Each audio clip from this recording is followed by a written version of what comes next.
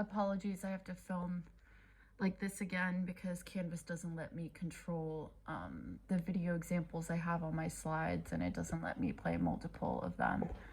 So, this is Kimberly Springer's Divas, Evil Black Bitches, and Bitter Black Women essay by Anna Maria Mudich.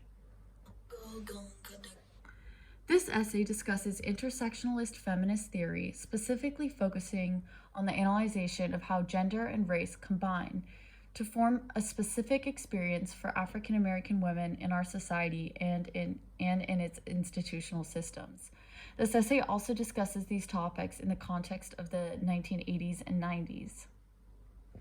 So, what's the context to post-feminism and the intersection of post-feminism and race? In the 1990s, feminism was one, and therefore there was an interesting expression of opinion towards feminism in this era coined post-feminism. There was a belief that the movement for equality has already been fought and won, and therefore the advocacy of women's rights was seen as unnecessary. These beliefs are essentially anti-feminist in nature, as feminism itself is an anti-male, but instead a call to equality in every sphere of life, be it representation in government, wages, or even individual rights. So here are some examples I found on TikTok.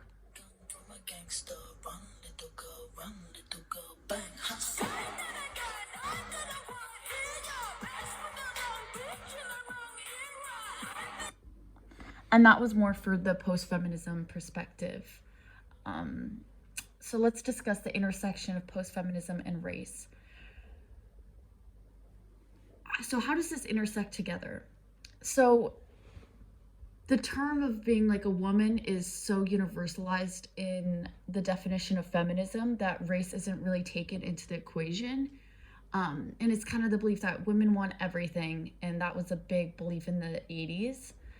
So feminists that were white in the 70s and 80s didn't really recognize the conditions that women of color faced in the face of feminism, and the choice of working outside of the home wasn't really not an option, and that choice within itself is a privilege and one that isn't recognized, as they fail to consider how different races, as well as other issues such as like being disabled, and how those women's experiences will be much different from their experiences.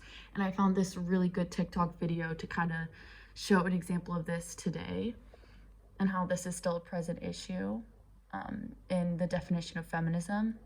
Feminism isn't actually about equality. It's about equality when it benefits us. It's really about women wanting special privileges and treatment at the expense of men often. And I think it's alive and well, sadly. I think life is easier if you're a girl. Actually, yeah, I think there's a lot of benefits that men don't have. I'm not going to speak anything to race. I'm just talking about gender. We have no barriers today. That ignores a lot that I'm a woman with a disability. So there's a lot stopping me that you don't have to think about. Right. I'm talking about as a woman. There are the barriers, right, that we constantly ignore that are very much systemic. You said that there's like barriers. I want to know what barriers in the U.S. today as a woman. Well, as a woman or as a woman of... So,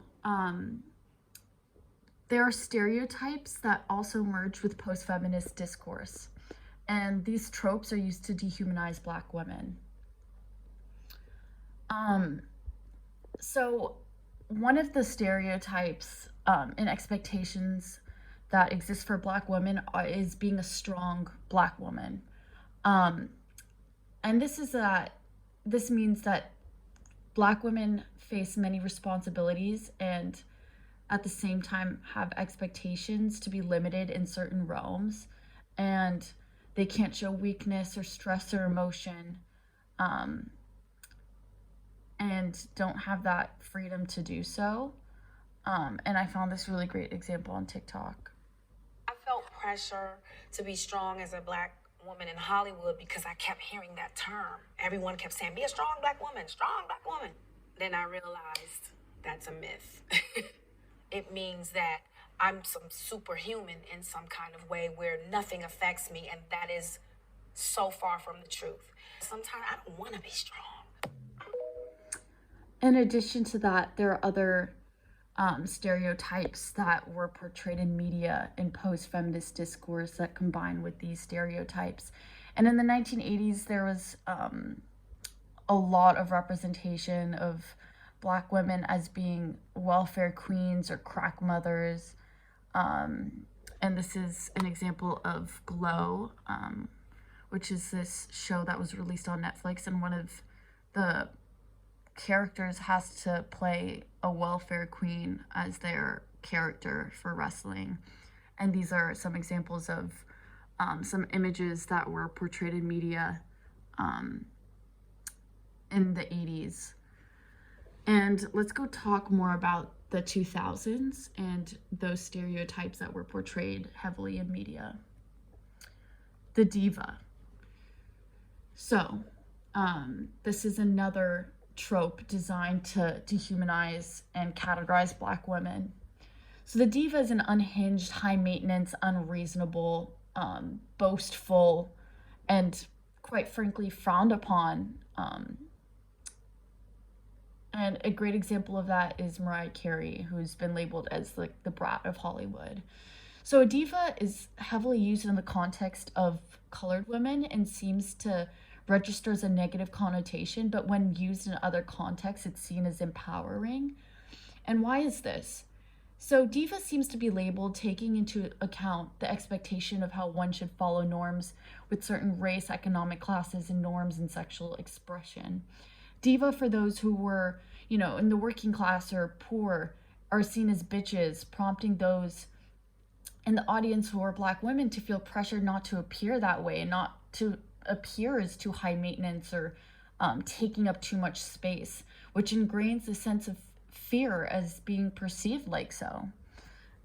And Mariah Carey is a great example of this. The insane life of Mariah Carey, the princess of R&B, makes damn sure she's treated like one. She refuses to speak with anyone a full 24 hours before a performance. If you want to talk to her, you're going to have to learn sign language. She sleeps for 15 hours a day surrounded by 20 humidifiers to preserve her heavenly voice, where she dreams about getting Nick Cannon back. While giving birth to twins, she made sure her own music was on blast throughout the hospital.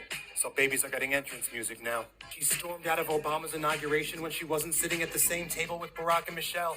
And you call this man a leader. When she arrived for a stay at a 5-star hotel in London, she refused the point.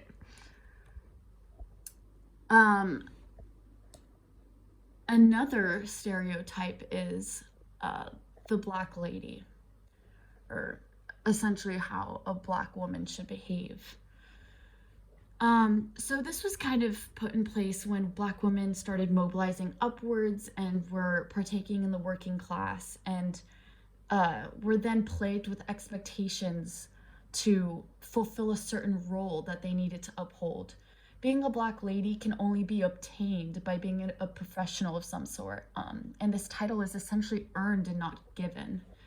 Part of this role and being successful in obtaining this title is achieving a balance between submission to white individuals and men, while simultaneously being ambitious in professional spaces or public spaces. So here are a few examples that I saw on TikTok that were absolutely ridiculous.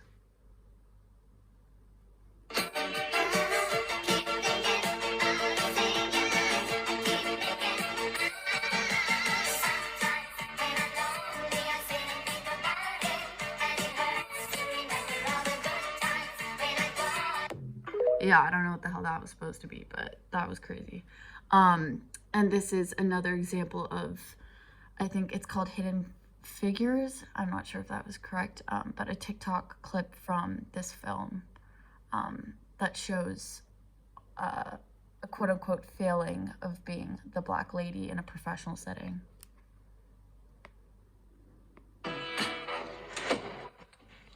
Where the hell have you been? Everywhere I look, you're not where I need you to be. It's not my imagination. Now, where the hell do you go every day? To the bathroom, sir. The bathroom. To the damn bathroom. For 40 minutes a day? What are you doing there? We're T-minus zero here. I put a lot of faith in you.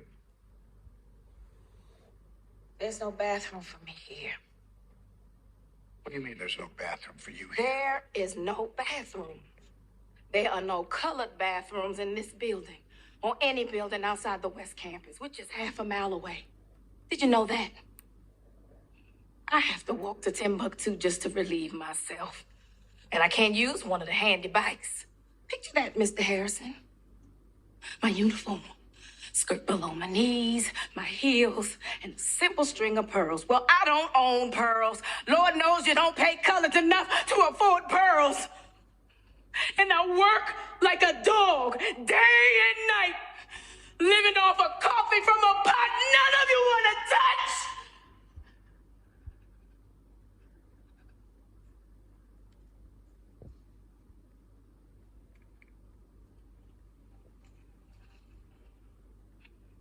So, excuse me if I have to go to the restroom a few times a day.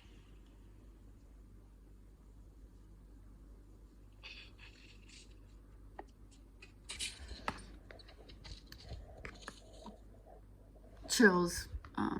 Anyway. Oops. So you're going to be labeled that regardless of what you do? Yes. Because of The evil of an angry black woman is an additional stereotype. This is especially seen, I think, in reality TV and their portrayal of black female contestants who were seen as like aggressive, lacking manners, angry. And it seems like anger is almost a luxury that black women don't have. The role of editing creators also need to be taken into question. And the scripts in creating this persona and villain. This quote-unquote acceptable and familiar stereotype is used and is further stigmatizing and used to keep black women complicit and quiet. If strength or resistance is shown, it's taken out of context and not seen as empowering, but instead as rude and sassy. Post-feminine discourses on this frame the wrongs that women might be facing in like the context that they're quote unquote being like angry for, because they might be speaking up against something that they're facing, and in the process being labeled as angry black woman trivializes and minimizes their issues as being personal and maybe not even like an institutional problem. So this is an example for reality television. And sweet, but like, you know, everybody has those buttons that people could push, or, you know, like everybody has a temper. A lot of people don't get to see people's temper because they're not on reality TV and nobody's pinpointing that. Yeah. But it's a lot of people that get on these reality shows and they say, you know, I'm not confrontational or I'm not like that. And then you see them fighting and doing all of this stuff and it's like, why? But it's because you're put in that position. Like literally when I was on reality TV, that's all they showed about me. the stigma attached to a black woman speaking her mind, right? And the reality is never forget, it was illegal for us to read, okay? So I always remind people of that, because when we now live in a world where black women are educated, where we're employed, we're independent, for a lot of people, that's like, whoa, what are you doing? And so at the end of the day, I get a lot of people who will ask me, Amanda, like, I'm very vocal with my thoughts. I'm very clear, I'm very sharp, and people take that as me being an angry black woman. And I say, well, one, if you're a black woman and you're conscious, you are naturally going to be angry. Like, there's a lot to be angry about.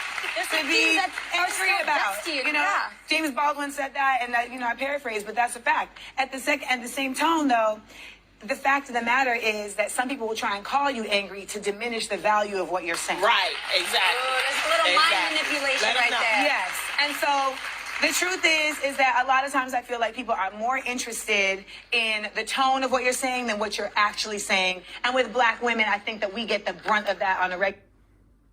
You want me crazy? I'll show you crazy.